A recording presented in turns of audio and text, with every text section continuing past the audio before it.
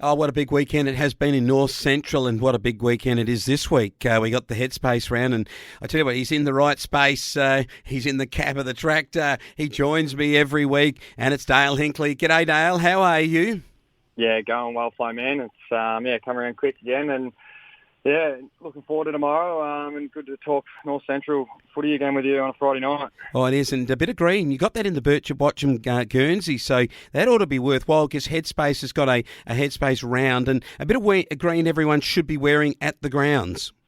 Yeah, that's correct. So across the North Central tomorrow, if anyone walking around with a bit of green around the fields, you'll know that it's either from Headspace Bendigo or Swan Hill. A member from them will be walking around explaining what they do and what's available in that mental health service that quite touches on quite a few of us. And it's something statistic of 20% of Australians at some stage throughout their life have a mental disorder. So it's one to certainly have a focus on and be aware of it and speak to those around you and make sure that we have a healthy, vibrant community.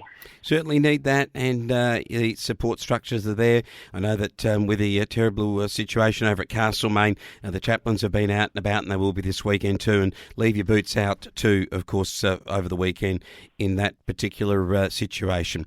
What about this? Your girls are heading off up to Wooreeneen, and the female footy match, the under-15 girls, will be playing up there on the weekend. That'll be great for the girls. Yeah, it is. It's a female footy festival up at Wooreeneen are hosting. I think it kicks off at 9am, Flowman. So, it'll be good. It's good for football and it's good for the girls to, they're going to attract a fair crowd and finals footy. It'll be, the pressure will be on and hopefully the girls can get over the line and, they'll have plenty of support across all the teams competing. Yeah, fantastic stuff. We'll get to the progressive dinner in a while, but firstly I want to talk about last week, and it was Nullawil. The Maroons, 16-703, have beaten Witcher-Proof 7-4-46. The arrival of a powerhouse in Nullawil, and it is great for the competition. Yeah, it was. The Maroons in Nullawil, the rivalry was certainly there from all reports, Flowman. They banged on a fair few goals early and, obviously didn't take the foot off from there.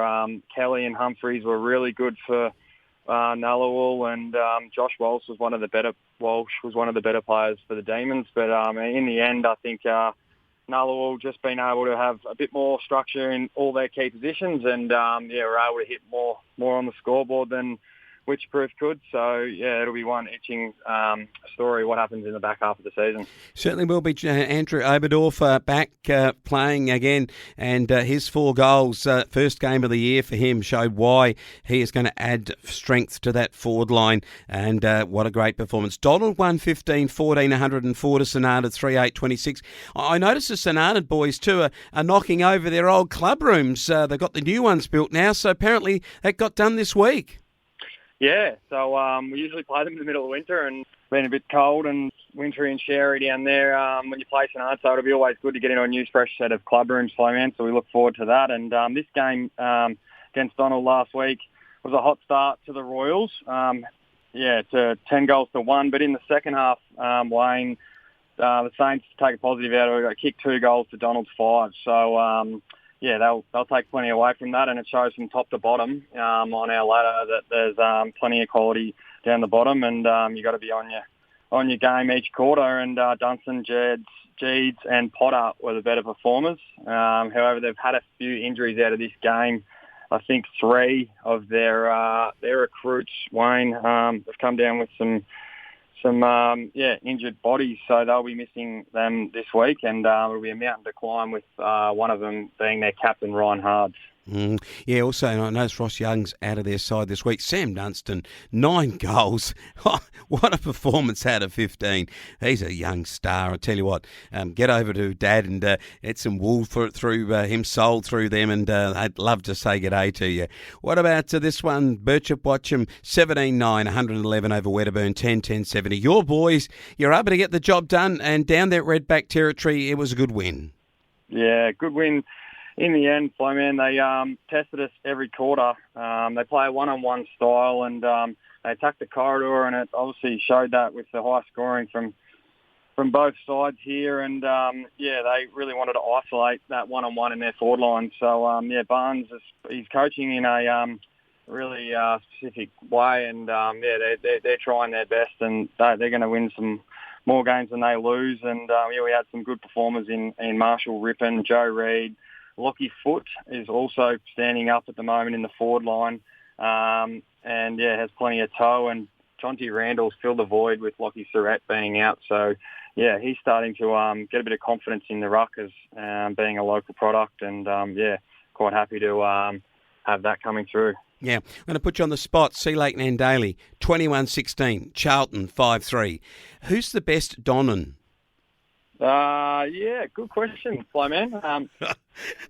They're all very good. Obviously Kane Donnan was named in the best last week, which I think, he's a key pillar to their defence. And, probably on statistics, Trent Donnan's, his accolades would be hard to beat. Yeah, Wade's coming through real strong, though, to really put the cat amongst the pigeons in the Donnan, who's the best. But they were in the best, both Donnan, Wade and Kane. So, good answer. You've done well. Sammy Wood's very good on the other side for Charlton, and they are a much improved Charlton in more recent weeks, but 21-16 to 5-3 shows the difference between the sides. Okay, getting out and about into round number 7. You're going to get out and about after the match. Now, tell me, you on a progressive dinner. I thought that's what you did on the farm. It was a bit of a progressive dinner all day long. I've certainly got this one penciled in each year on the calendar, Wayne. It's a really good function for all ages, and it's well supported. So we're looking forward to tomorrow evening and what that brings. And it always ends up to be a pretty big night. So with everyone finishing sowing, I'm sure it will be. I reckon you'll be in there with they say your nose in the trough. I reckon might be what I'll say for you, Dale Hinkley. Yeah, we'll see how we go. It's a good night, and we'll look forward to it. Yeah, I bet you do. Hey, St Arnaud looking forward to their new club rooms, and Wedderburn will look forward to it too, with the old ones being knocked down at Lord Nelson Park. I think Wedderburn win here. Yeah, me too. They're pretty classy, as I said, and they're playing a pretty good brand of footy, and I think, as we mentioned before, they're going to get up tomorrow. Yeah. Birchip Watcham take on board. A bit of a danger game for your blokes. At George Cartwright, don't start thinking about the food too early there. You might have to get over the Bort boys beforehand. Yeah, Bort are going to come over, and they're going to be really aggressive and across all grades, Flowman in the reserves. Our boys are one below them, and in the under 17s as well. It's 1 and 2, so starts off early for us, and hopefully, we can get the 4 points, and isolate our forwards, as it's pretty dynamic down there with Gordon and Foote, and Castellano and the Batterillos showed a lot last week, coming back from injury. So hopefully we can get the 4 points. I reckon it's going to be a beauty. This is a beauty. Nullawell. They'll be there with a Kelpie dog on the silo, and Donald is the opponent. They've lost a real Kelpie dog in Ross Young. He just keeps going all day like a good Kelpie dog, but he's not playing, and I reckon Nulla will get home here. No, I do too, Flowman. The sides aren't listed as of yet, but as we know, injuries are going to hurt Donald here. Without their captain and a bit of class in Hards, it's nullable for me.